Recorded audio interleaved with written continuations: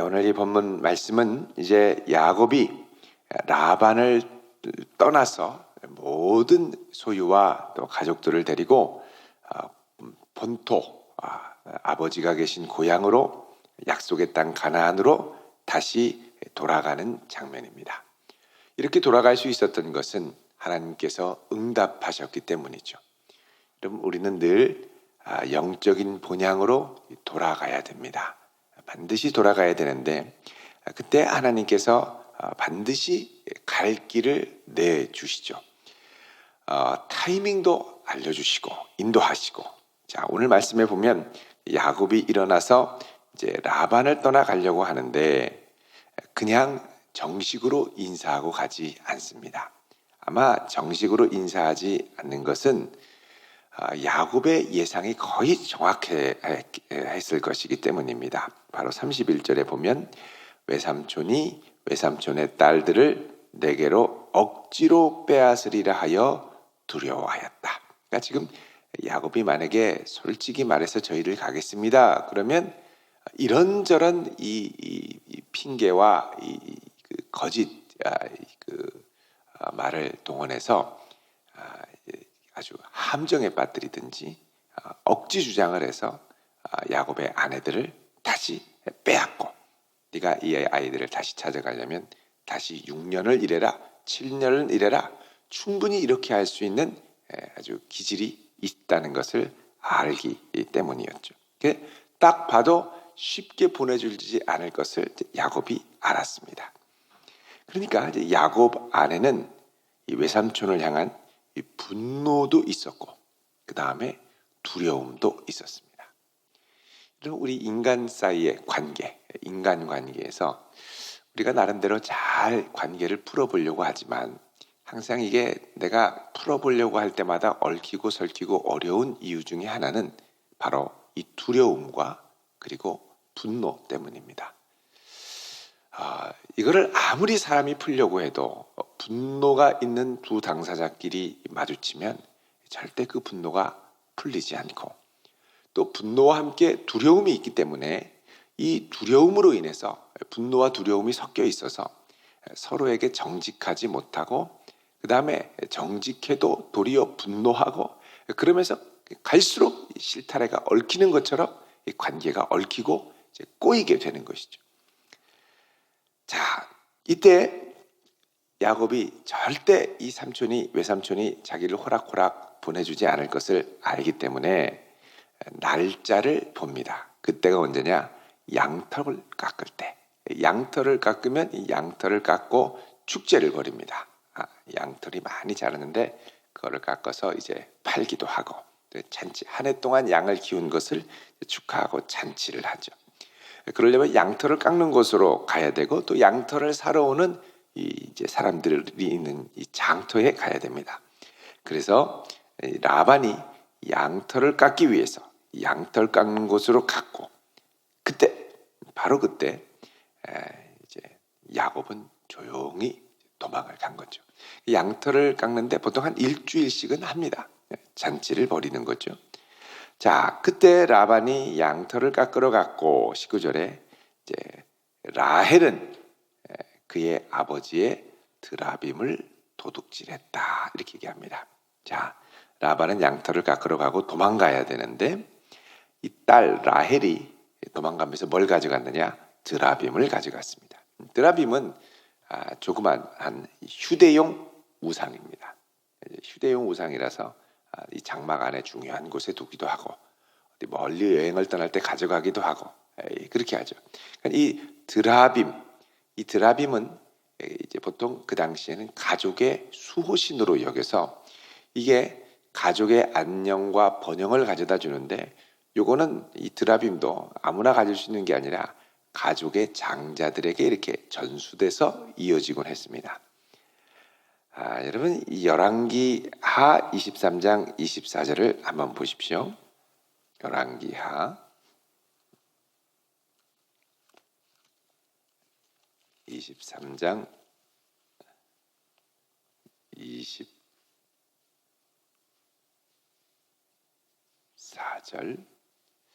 자, 읽어봅니다. 시작. 요시야가 또 유다 땅과 예루살렘에 보이는 신접한 자와 점쟁이와 드라빔과 우상과 모든 가증한 것을 다 제거하였으니. 아멘. 자, 이 요시야가 때에 신명기 말씀책을 발견해서 종교 개혁을 하죠. 그때 이스라엘 안에 우상을 다 몰아내는데, 그때 이제 몰아내는 중요한 것 중에 하나가 드라빔이었습니다. 가정마다 드라빔이 많이 들어와 있다는 것이죠. 이 드라빔을 집안에 두는 풍습을 처음으로 시행한 사람이 바로 라헬이었습니다. 라헬로부터 이제 이렇게 온 거죠. 그러니까 이 드라빔이 이때부터 사람들의 마음에 뿌리 깊게 내렸습니다. 자, 우리 스가랴 10장 2절도 한번 보겠습니다. 스가랴 10장 2절. 여기 보면,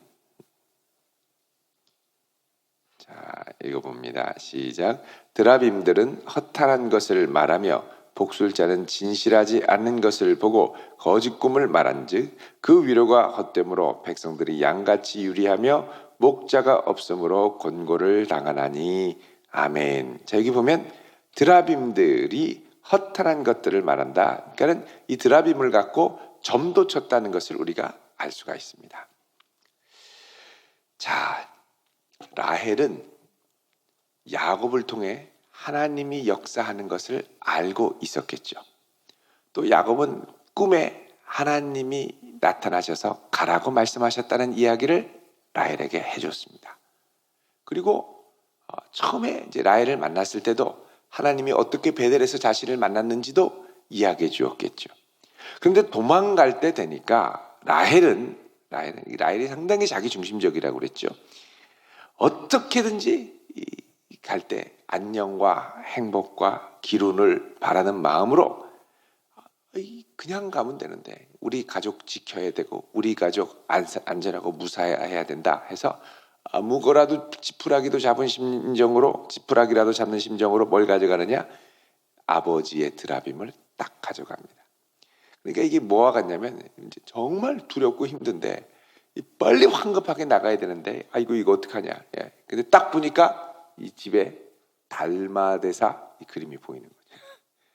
이게 우리에게 기운을 가져준다 해서 이거라도 가져가자고 그냥 좋은 게 좋은 거다 해서 가지고 가는 것과 비슷합니다. 이 드라빔을 딱 갖고 가는 거죠. 자, 20절에 야곱은 그 거취를 아람 사람 라반에게 말하지 않고 가만히 떠났다 그럽니다. 그래서 이 모든 소유를 이끌고 강을 건넜다 그러죠. 이 강은 유프라테스 강입니다. 그래서 길르앗산, 요단 동편 저 북쪽에 있는 길르앗산까지 거리로 하면 한 600에서 650km 사이, 그 거리를 이동한 거죠. 그냥 살살 가지 않고 꽤 빠르게 갔을 것입니다. 자, 이렇게 도망한 지 3일 만에 야곱이 도망했다는 것이 라반의 귀에 들렸습니다. 여러분, 그 당시에 하루에 이동하는 거리, 하루에 보통 이제 도보로 이동하는 거리가 한 25km 정도 됐다고 하죠. 이제 25km, 한 10km를 걸으면 한 2시간 정도면 걷는데 아이와 짐승들까지 다 데리고 다니려면 한 25km 정도 평균 걸었다고 합니다. 그러니까 25km면 열흘, 그죠? 열흘이면 250km, 그리고 20일이면 500km 정도 되니까 이제 길르앗산까지 가려면 한 그래도 20일 이상은 걸어가야 되는 거리죠. 거기를 다 걸어서 이제 가는 겁니다. 자, 이때 이제 3일 만에 22절에 야곱이 도망간 지 3일 만에 라반이 그 소리를 딱 들었습니다. 자, 이 소리를 들은 라반의 반응은 어땠을까요? 분노입니다. 분노. 이 녀석 은혜를 악으로 갚냐? 배은망덕한 녀석. 보통 중동에는 환대하는 문화도 많았지만 간다 그러면 잔치를 베풀고 융숭하게 대접해서 보내는 문화도 있었거든요. 딸과 헤어지고 작별 인사할 시간도 주지 않고 잔치할 시간도 주지 않고 그렇게 매몰차게 몰인정하게 모든 걸 다 끊고 가 이렇게 되는 거예요. 그러니까 이제 형제들을 거느리고 라반이 이제 그의 형제들을 거느렸다는 건 그 가족, 일가, 친척 하여간 바리바리 전부 동원해서 쫓아갑니다. 추격을 하는데 23절에 7일 길을 쫓았다. 그러니까 7일 길을 쫓았다라는 것은 이제 야곱이 3일을 정신없이 빠르게 도망갔는데 그거를 추격해서 막 가는데 7일이 걸렸다 그러면 이제 3일 길에 7일이니까 4일이 더 걸린 거죠. 그러니까 야곱도 상당히 빠르게 갔다는 걸 알 수 있습니다. 그러니까는 막 쫓아가서 길르앗산에 딱 당도했습니다. 이제 저 녀석 이제 고향으로 갔을 테니까 가자. 그래서 막 정신없이 달려가. 그렇게 해서 갔는데 이제 내일이면 야곱의 장막을 발견해서 치려고 생각을 했을 겁니다. 자, 그때 24절에 한밤중에 하나님이 라반에게 나타나셔서 너는 삼가 야곱에게 선악간에 말하지 말라. 자, 선악간에 말하지 말라. 시시비비를 가리지 말라는 겁니다. 왜냐하면 시시비비를 가리다 보면 야곱 입장에서 억울한 것도 너무 많아요. 라반 입장에서 괘씸한 것도 너무 많아요. 서로 자기가 옳고 자기가 억울하고 이거 계속 얘기하다 보면 어떻게 됩니까? 불꽃 튑니다. 불꽃 튀어요. 네가 옳으니 내가 옳으니 불꽃 튀어요. 누가 먼저 사과하고 미안하다고 하고 참 죄송하다고 하고 이렇게 얘기를 해야 되는데 나는 억울한 거 없다. 당신이 이렇게 하지 않았으면 내가 가지 않았을 거다. 뭐 이러면서 막 따지기 시작하면 그 다음에 이제 부딪히게 되죠. 그래서 하나님이 꿈 가운데 간섭을 하셨습니다. 하나님이 하신 말은 뭐냐? 누가 옳고 그르고 따지지 말라는 거예요. 가만히 있으라는 거죠. 그리고 보내라는 겁니다. 여러분, 사람들이 분노가 있고 두려움이 있어서 그 분노와 두려움에 뒤섞여 있는 상태에서 서로가 만나서 부딪히면 반드시 불꽃이 튀게 되어 있습니다. 이거는 사람의 힘으로 해결이 안 됩니다. 내가 그냥 가만히 있든지 입을 다물고 있든지 내가 그냥 조용히 있든지 내가 미안하다고 하든지 그냥 웃든지 뭐 있어야죠. 근데 여러분, 두려움과 분노가 있는 상태에서 말 안 하기가 쉽지 않습니다. 쏟아내야죠. 두려운데 어떻게 합니까? 미안하다고 하면 내가 된통 당할 것 같은데요. 자꾸 자기를 변명하고 합리화하고 딱 철저하게 나를 보호하려고 방어장치를 짓죠. 그렇게 되면 폭발합니다. 왜 싸웁니까? 왜 싸웁니까? 네가 잘못한 거를 인정해야 되고 나는 억울한 당사자인데 네가 뭘 잘했다고 너는 끝까지 변명하냐? 그리고 어떻게 도리어 나한테 이렇게 분노를 쏟아내냐? 그러니까 이제 폭발하는 폭발. 자, 하나님이 간섭하셨습니다. 네가 잘했다, 네가 못했다 하나님 그렇게 말씀하지 않고 입 다물고 있어요. 선악간에 말하지 말아라. 지난 과거를 말하지 말아라. 네가 잘났느니 내가 잘났느니 내가 더 옳으니 네가 더 옳으니 아무 말도 하지 말고 가만히 있어라. 그 다음 날 라반이 야곱한테 갑니다. 그리고 얘기합니다. 내가 나를 속이고 내 딸들을 칼에 사로잡힌 자같이 끌고 갔으니 어찌 이같이 하였느냐. 자, 여러분, 이 라반의 인식을 보십시오. 나를 속였다는 거예요. 속였다. 라반 입장에서 속은 건 너무나 많습니다. 양 속이고 재산 속이고 이제 나를 속여서 도망까지 가고 그 다음에 딸들을 칼에 사로잡힌 자같이 끌고 갔으니, 그러니까 라반 입장에서는 눈이 뒤집히는 게 내 딸들은 가기 싫어했을 텐데 아버지가 옆에 있는데 협박해서 칼로 위협해서 끌고 갔다는 거예요. 그러니까 라반 입장에서 보면 이제 열불 나는 일이죠. 그러면서 27절에 내가 즐거움과 노래와 북과 수금으로 너를 보내겠거늘 어찌하여 내가 나를 속이고 가만히 도망하고 알리지 않고 내 손자와 딸들에게 입맞추지 못하게 했으니 내 행위가 참으로 어리석도다. 말이야 이렇죠. 야곱이 볼 때는 뻔한데요. 그렇게 해도 안 보내실 거잖아요. 요 말이 요 입술까지 나올 겁니다. 야곱도 가만히 있죠. 29절에 너를 해할 만한 능력이 내 손에 있으나 너희 아버지의 하나님이 어젯밤에 내게 말씀하시기를 너는 삼가 야곱에게 선악간에 말하지 말라 하셨느니라 이러죠. 아니 자기 할 말 다 해놓고 하지 말랬대. 요게 사람 마음입니다. 열받고 막 부글부글 끓는데 내가 오늘 참는다. 그러면서 자기 할 말 주저리 다 해요. 이 사람입니다. 사람. 하나님이 개입하지 않았으면 이런 라반의 기질에 라반이 가만히 있지 않았습니다. 폭발하죠. 또 야곱도 얼마나 또 지혜가 있습니까? 대비책 다 세워놨을 거예요. 그러니까 아마 서로 죽고 죽이는 참극이 벌어졌을 수도 있습니다. 칼부림 나는 거죠. 근데 뭐라 그러냐면 하나님이 말하지 말라고 그래서 내가 그냥 가만히 있는다. 행동을 절제하는 거죠. 그러면서 딱 한 가지 얘기합니다. 30절. 이제 내가 아버지 집을 사모해서 돌아가는 것은 옳거니와 그건 내가 인정한다. 그러면서 왜 내 신을 도둑질했느냐 이런 거예요. 왜 내 드라빔을 훔쳐갔느냐 이거죠. 자, 이런 거 보면 라반도 수단 방법을 가리지 않고 자기 잘 되는 일이라면 이것저것 다 끌어온 것을 알 수 있습니다. 오늘날로 하면 막 예수님도 있고 마리아도 있고 부처도 있고 공자도 있고 집에 다 모시는 거예요. 다 모시는 거예요. 드라빔을 가지고 있는 이거 왜 가져갔냐는 거예요. 자, 이거 보면 이 라반이 도망갔답니다. 그러면서 뭐라고? 그리고 간 게 아니라 라반이 어떻게 한 걸 알 수 있냐면 이놈이 혹시 내 집에 뭐 훔쳐간 거 없어? 그리고 자기 장막에 와서 샅샅이 보고 쫓아간 거예요. 뭐 없나 봤더니 다른 건 다 있는데 딱 하나 드라빔 훔쳐갔습니다. 이게 또 라반한테는 정말 중요한 거거든요. 요놈 괘씸한 생각이 드는 거죠. 자, 그러자 야곱이 라반한테 31절에 내가 생각하기를